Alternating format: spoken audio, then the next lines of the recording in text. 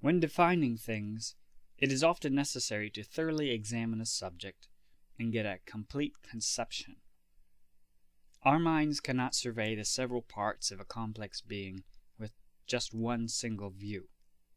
Only God can see all things at once. Therefore we must dissect things, figuratively, and consider the parts taken separately, and that gives us a more complete conception of the whole.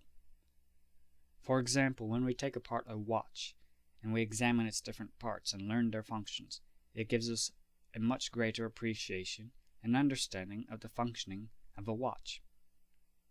The division of an idea is an examination and explanation of the whole by its several parts. Subdivision is when any of those parts are further divided into their distinct parts for examination and explanation. For example, a year can be divided into months, and subdivided those months into days, days into hours, hours into minutes, etc. Also, a house. In a house, the doors are movable, the rooms square, the ceilings white, the windows transparent. Yet the house is neither movable, nor square, nor white, nor transparent. Yet understanding those parts aids us in understanding the house as a whole.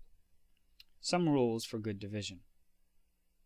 Each part taken by itself must contain less than the whole, but when all the parts are taken and viewed collectively, it must not contain less or more than the whole. We must not leave parts out. We must examine the whole with diligence. If we examine a watch in all its parts, but neglect the mainspring, then we will never have a full, complete understanding of the functioning of a watch. In all divisions, consider the larger and more immediate parts of the subject first, and do not divide it at once into the more minute and remote parts. The several parts of a division should be opposite and divided, not containing one part of another. Do not have too many subdivisions unless necessary. There are too many subdivisions used in sermons, treatises, instructions, manuals, etc.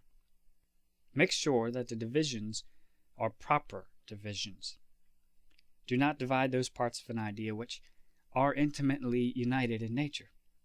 For example, you cannot divide a horse into superior and inferior halves, or you cannot subdivide a nut by the two halves when cracked open.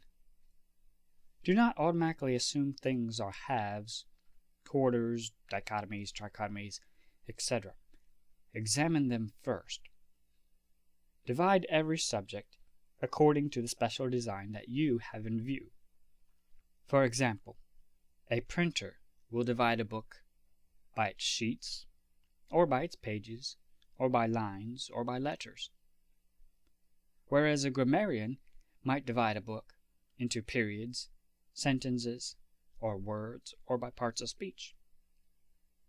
A logician, he might divide a book by its chapters, or by its sections, or by its arguments, or by propositions, or ideas.